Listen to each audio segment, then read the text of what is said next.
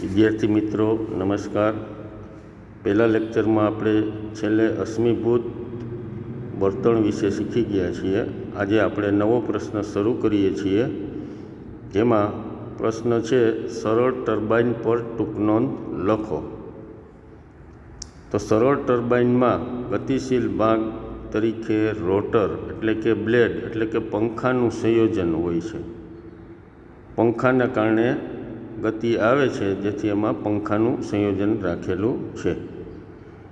ગતિશીલ તરલ વસ્તુમાં પાણી કે વરાળ બ્લેડને ફેરવવાનું કાર્ય કરે છે તથા રોટરને ઉર્જા આપે છે। રોટરની બ્લેડને ગતિ આપીએ ત્યારે ટર્બાઇનની અંદરની રચનામાં વિદ્યુત ઉર્જાનું રૂપાંતર થાય છે। એટલે કે એક ઉર્જાનું બીજી ઉર્જામાં રૂપાંતર કરી અને આ સરળ ટર્બાઇન છે એ ચલાવવામાં આવે છે। આમ આ રચનામાં યાંત્રિક ઉર્જાનું વિદ્યુત ઉર્જામાં રૂપાંતર થાય છે। એટલે કે રોટરની બ્લેડની ગતિના કારણે ટર્બાઇનની અંદરની રચનામાં વિદ્યુત ઉર્જાનું રૂપાંતર થાય છે। એટલે કે બ્લેડની ગતિ છે એ યાંત્રિક ગતિ થઈ, એટલે યાંત્રિક ઉર્જાનું વિદ્યુત ઉર્જામાં રૂપાંતર થયું એમ કહેવાય, અને આપણે વિદ્યુત ઉર્જા મેળવી શકીએ છીએ। ટૂંકમાં સરળ ટર્બાઇનનો ઉપયોગ છે એ વિદ્યુત ઉર્જા મેળવવા માટેનો છે। આ રચનાને ડાયનેમો કહે છે। આ ડાયનેમો તમને જૂના સમયમાં જે સાયકલ આવતી એમાં ડાયનેમો રાખવામાં આવતું, અને આગળ એ ડાયનેમોના કારણે આગળ પ્રકાશ થતો અને લાઇટ અંધારામાં તમે સાયકલ ચલાવી શકો એ રીતની રચના જૂના સમયમાં આવતી હતી, જે કદાચ તમે જોઈ પણ ન હોઈ શકે। ટર્બાઇન ફેરવવા માટેની વિવિધ રીતો છે, એટલે ટર્બાઇનનો ફેરવવા માટે વિવિધ રીતે તમે એને ફેરવી શકો છો। કેમ કે આપણે સાયકલની વાત કરી, કોઈ પછી ટર્બાઇનને ફેરવવું હોય તો બીજી પણ પ્રક્રિયાઓ છે જેના કારણે ટર્બાઇન ફેરવી શકીએ છીએ। ટર્બાઇન ફરે છે, પરિણામે ટર્બાઇનમાં યાંત્રિક ઉર્જાના ભોગે આપને વિદ્યુત ઉર્જા મળે છે। એટલે સરળ ટર્બાઇન પર ટૂંક નોંધ લખો, તો આ 5 મુદ્દા છે એ ખૂબ જ અગત્યના છે, જે તમારે વ્યવસ્થિત સારી રીતે લખશો તો તમને પૂરેપૂરા માર્ક્સ મળી શકે છે।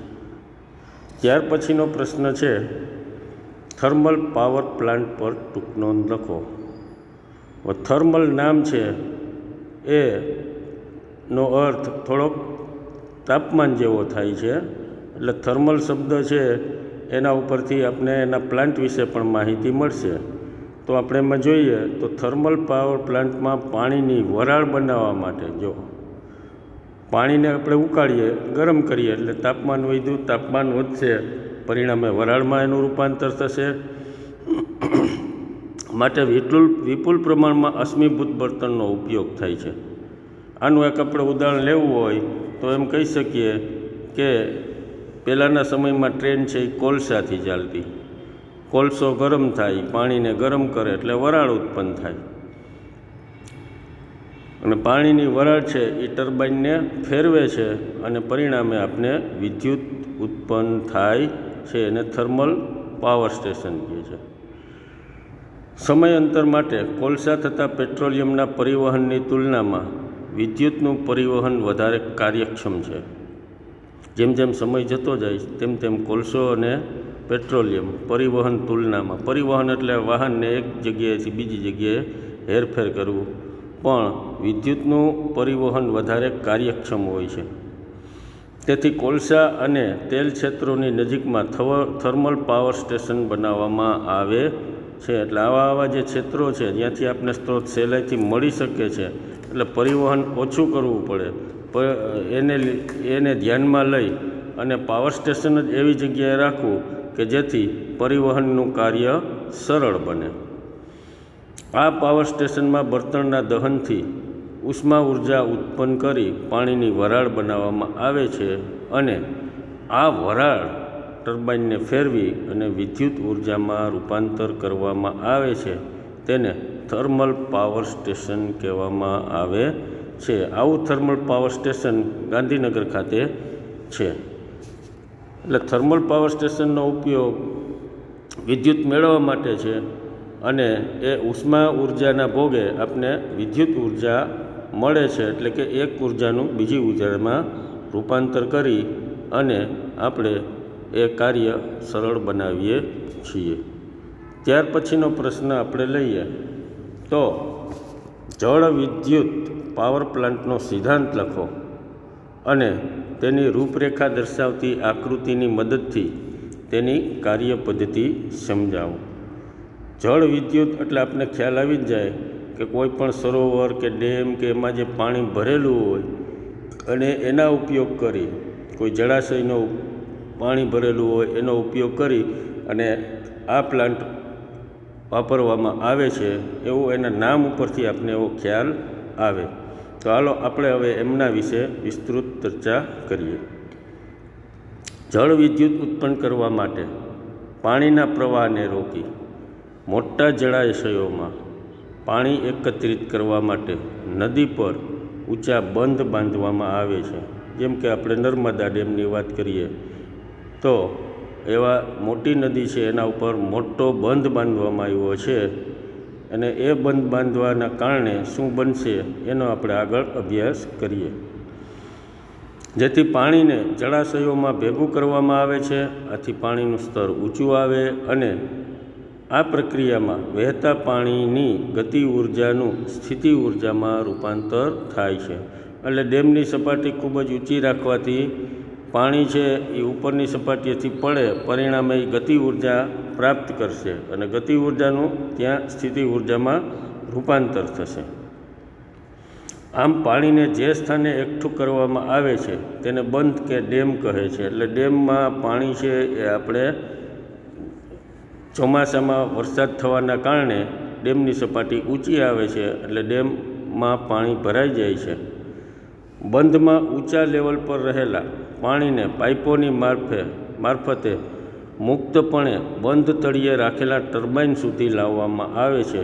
તો એ આપણે જો નીચે આકૃતિ બતાવી છે એમાં જો જોઈએ તો ડાબી બાજુ જળાશય અને ત્યાં એક ઊંચો બંધ બનાવ્યો છે. પછી ત્યાં એક સ્લુઇસ દરવાજો રાખ્યો છે. એ દરવાજામાં પાઇપ રાખ્યો છે અને એ પાઇપ દ્વારા પાણી છે એ ટર્બાઇન સુધી પહોંચે છે, જે આપણે આકૃતિમાં જોઈ શકીએ છીએ. હવે ટર્બાઇન સુધી જે પાણી પહોંચે છે એટલે એ ટર્બાઇનને ફેરવશે અને ટર્બાઇનનું કાર્ય આગળ થશે. હાઇડ્રો પાવર સ્ટેશનનું રેખાચિત્ર છે એમાં તમે નજર કરી લો તો તમને મોટાભાગનો ખ્યાલ એમાં આવી જશે. આમ ડેમમાં ઊંચે રહેલા પાણીની સ્થિતિ ઉર્જા વધારે હોય છે.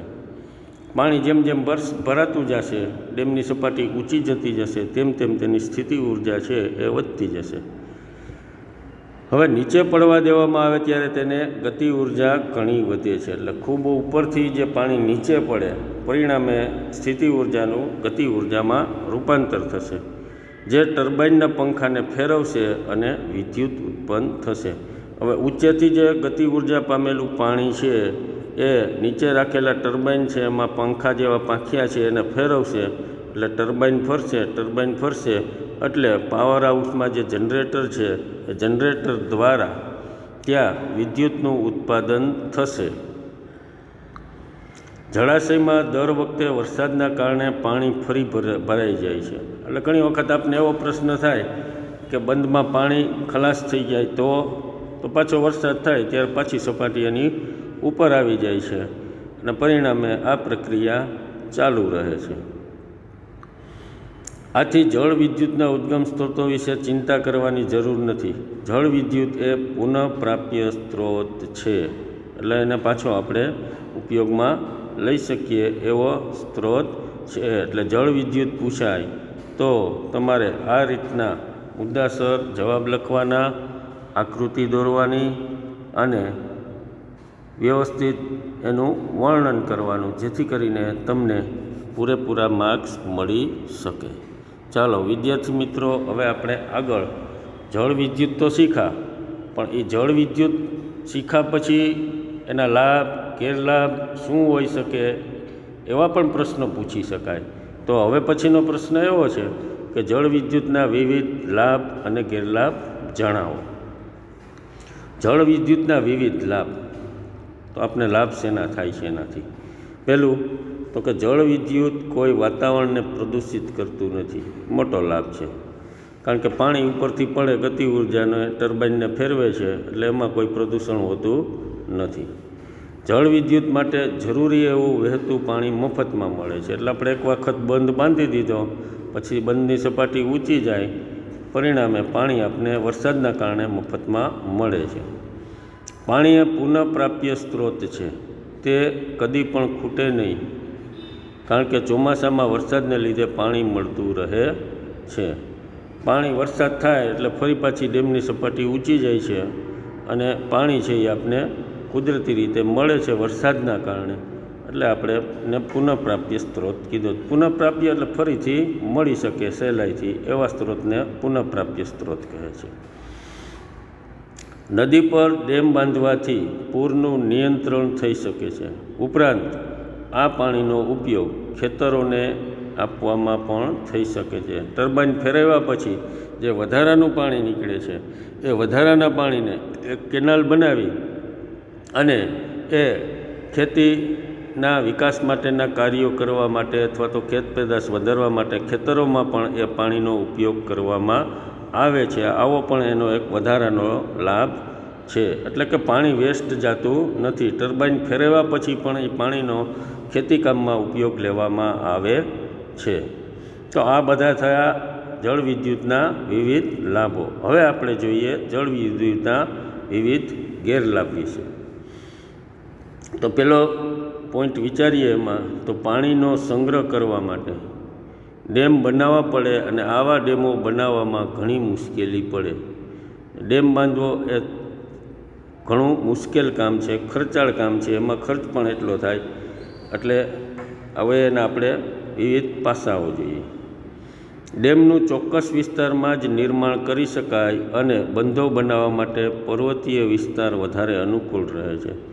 કોઈ પણ નદી છે એનું વહેણ બે પર્વતોની વચ્ચેથી જો જતું હોય તો ત્યાં ડેમ બાંધવો આપને વધારે અનુકૂળ પડે છે, કે જેથી કરીને ઓછી જગ્યામાં ડેમ બાંધી શકાય છે. એટલે એવો નિર્માણ કરવા માટે પર્વતીય વિસ્તાર ગોતવો પડે. બંધો બનાવવાની ઘણી બધી ખેતીલાયક જમીન તથા માનવ વસવાટ ડૂબવાના કારણે નષ્ટ પામે છે. એક વખત બંધ બનાવશો એટલે નદીના ઉપરની સપાટીનો વિસ્તાર મોટો થશે અને વિસ્તાર મોટો થવાના કારણે આજુબાજુની જમીન છે એ પાણીમાં ડૂબવા લાગશે. જે ખેતીલાયક જમીન ન રહેતા એ ડૂબાણમાં જશે અને ત્યાં કદાચ કોઈ ગામ કે નાનું એવું માનવ વસવાટવાળું હોય તો એમને પણ ત્યાંથી શિફ્ટ થઈ અને બીજી જગ્યાએ જવું પડે છે. એટલે ડેમ બાંધવાથી આવું નુકસાન થાય છે. બંધના પાણીમાં ડૂબવાના કારણે મોટા પ્રમાણમાં પર્યાવરણીય તંત્ર નાશ પામે છે અને ઝાડ પાન વનસ્પતિ વગેરે પાણીમાં ડૂબી જાય છે. એટલે બંધના કારણે નીચાણવાળા વિસ્તારમાં જે કાંઈ વનસ્પતિઓ ઉગેલી છે એ પાણીમાં ડૂબી જાય છે, જેના કારણે એ પર્યાવરણીય તંત્રને નુકસાન પહોંચાડે છે. તે અજારક પરિસ્થિતિઓમાં સડવા લાગે છે તથા વિઘટન પામી અને વિશાળ માત્રામાં મિથેન ગેસ ઉત્પન્ન કરે છે, જે એક ગ્રીન હાઉસ ગેસ છે. એટલે હવાના વાતાવરણને પણ પ્રદૂષિત કરે છે એવું આપણે એમાં કહી શકીએ. બરાબર? એટલે ગ્રીન હાઉસ ઇફેક્ટ ઉત્પન્ન કરશે. બંધોના નિર્માણના કારણે વિસ્થાપિત લોકોના સંતોષકારક પુનઃવસવાટ તથા ક્ષતિપૂર્તિઓની સમસ્યાઓ પણ ઉદ્ભવે છે. ગંગા નદી પર ટિહરી બંધના નિર્માણ તથા નર્મદા નદી પર સરદાર સરોવર બંધના નિર્માણની પરિયોજનાનો વિરોધ આ જ પ્રકારની સમસ્યાને લીધે થતો હતો. એટલે ઘણી વખત આપણે જોઈએ છીએ કે નર્મદા ડેમ પર બંધ બાંધવામાં આવે ત્યારે અમુક નીચાણવાળા વિસ્તારો કે જેમને અસર થતી હોય એ લોકો પણ આનો વિરોધ કરતા હોય છે. એટલે કે સમસ્યા વધતી જાય છે.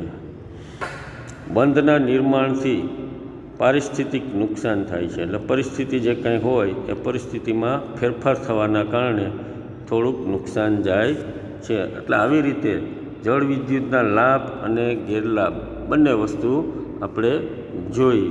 હવે આપણે આગળ જૈવ વીજભાર વિશે જોશું. આમ તો જૈવ વીજભાર છે એ 30%માં નીકળી જાય છે, પણ છતાંય આપણે એમના વિશેનો અભ્યાસ કરી લઈએ. જૈવ વીજભાર પર ટૂંક નોંધ લખો. સજીવોના નકામા દ્રવ્યો જેવા કે પ્રાણીઓનું છાણ અને મૃત્યુ પામેલા પ્રાણીઓ તથા વનસ્પતિનો ઉપયોગ ઉર્જાના સ્ત્રોત તરીકે લઈએ છીએ તેને જૈવ વીજભાર કહે છે. જૈવ વીજભારનો સામાન્ય અર્થ એવો છે કે સજીવોના નકામા દ્રવ્યો, પ્રાણીનું છાણ, મૃત્યુ પામેલા પ્રાણીઓ અને સડી ગયેલી વનસ્પતિ વગેરેનો ઉપયોગ વગેરેથી જૈવ વીજભાર જોવા મળે છે.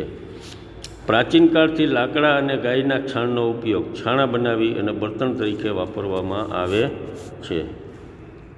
આ બળતણ વધારે ઉષ્મા આપી શકતા નથી અને વધારે ધુમાડો ઉત્પન્ન કરે છે, એટલે કે એ આપને નુકસાન કરે છે. તેથી આ પ્રકારના બળતણોની કાર્યક્ષમતામાં ટેકનોલોજીકલ સુધારાની જરૂર છે. એટલે એમાં કોઈ એવો ટેકનોલોજીકલ સુધારો કરવાથી એનો આપણે પર્યાવરણને જે ધુમાડો અને ઓછી ઉષ્મા મળે છે એનું રૂપાંતર કરી અને એવા સાધનો બનાવવાથી જૈવ વીજભાર વધારે ઉષ્મા અને ઓછો ધુમાડો આપે એવો વિચાર કરવો જોઈએ. જ્યારે લાકડાને ઓક્સિજનના મર્યાદિત પુરવઠામાં સળગાવવામાં આવે ત્યારે તેમાં રહેલા પાણી તથા બાષ્પશીલ પદાર્થ બહાર નીકળી જાય છે અને અવશેષ રૂપે ચારકોલ રહે છે. એટલે જેમાં છેલ્લે જે કાંઈ વધે છે, લાકડાને આપણે ઓક્સિજનની મર્યાદિત લાકડાને સળગાવવામાં આવે તો એ કોલસા જેવું થઈ જાય છે, બરાબર. બાષ્પશીલ પદાર્થ બહાર નીકળી જાય છે અને અવશેષ રૂપે જે કાંઈ વધે છે એને આપણે ચારકોલ કહીએ છીએ. ચારકોલ જ્યોત વગર સળગે છે, પ્રમાણમાં ધૂમ્રહીન એટલે કે ધુમાડો ઉત્પન્ન થતો નથી અને તેની ઉષ્મા ઉત્પન્ન કરવાની ક્ષમતા પણ વધારે છે. તેથી તે ઉત્તમ બળતણ તરીકે ઉપયોગમાં લેવામાં આવે છે.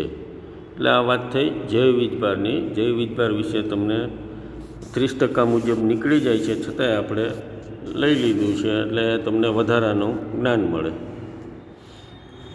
બાયોગેસ છે એ પણ મને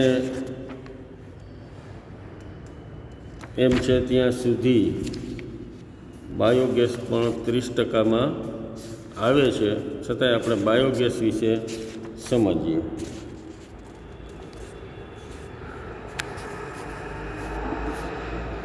બાયોગેસ એટલે શું? બાયોગેસ પ્લાન્ટની રૂપરેખા દર્શાવી, આકૃતિ દોરી, તેનું કાર્ય સમજાવો. તો વિદ્યાર્થી મિત્રો, આ માત્ર તમારી સમજ માટે જ છે. આ પ્રશ્ન બોર્ડની દૃષ્ટિએ 30%માં નીકળી જાય છે, પણ આપણે માત્ર ઉપરછલ્લી નજર મારી અને એમાંથી જો કદાચ MCQ કે એવું કાંઈ પૂછાય કોઈ ભવિષ્યમાં પણ તમને આનો બેઝ રહે એટલા માટે આપણે લઈએ છીએ. બાકી આમ તો 30%માં નીકળી જાય છે.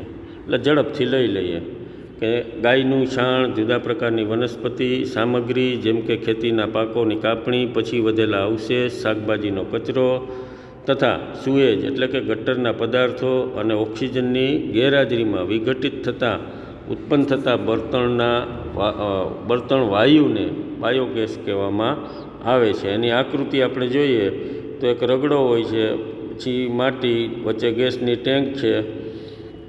એ જૈવિક ખાતર પદાર્થ બધું નાખી અને એને કોહવાટ કરવામાં આવે છે.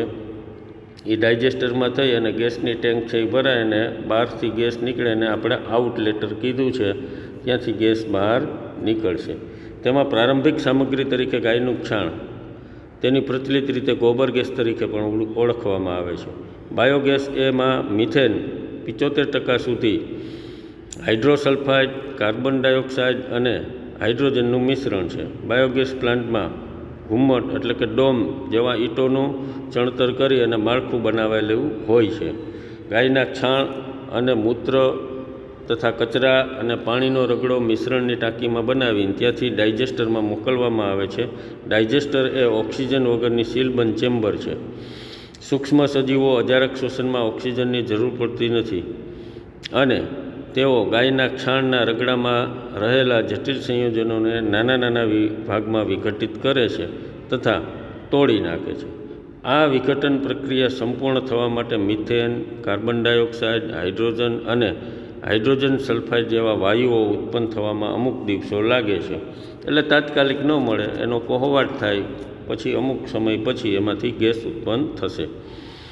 બાયોગેસ ડાયજેસ્ટર ઉપરના ભાગની ગેસની ટાંકીમાં ભેગો કરાય છે અને ત્યાં નળીઓ દ્વારા ઉપયોગમાં લઈ જવામાં આવે છે. વપરાયેલી સ્લરી એટલે જે કોહવાટ થઈ અને પાતળો એવો ઘાટો એવો રગડો થાય છે એને સ્લરી કહેવામાં આવે છે. આઉટલેટ ચેમ્બરમાંથી ધીમે ધીમે દૂર કરી તેનો ઉપયોગ ખાતર તરીકે કરી શકાય છે.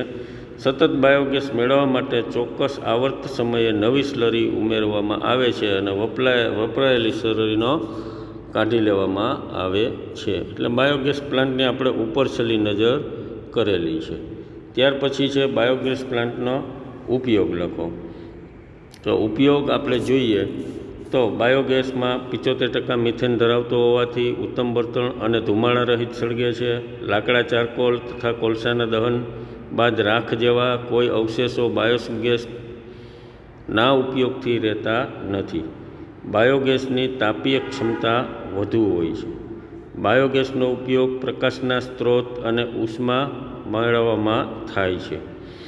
વધેલા રગડાને સમય પર બહાર કાઢીને નાઇટ્રોજન તેમજ ફોસ્ફરસ યુક્ત ઉત્તમ ખાતર તરીકે ઉપયોગમાં લેવામાં આવે છે. આ રીતે મોટા પાયા પર જૈવિક કચરો તેમજ મળમૂત્રનો ઉપયોગ જૈવિક કચરા અને મળમૂત્રના નિકાલનો સલામત અને સક્ષમ માર્ગ ઉપરાંત ઉર્જાને ખાતર આપે છે. જૈવ કચરો ઉર્જાનો પુનઃપ્રાપ્ત સ્ત્રોત છે. બાયોગેસને બળતણ તરીકેના ઉપયોગથી લાકડાની બચત થાય છે અને વનની નાબૂદી થાય છે અને પર્યાવરણની સમૃદ્ધિ જળવાઈ રહે છે.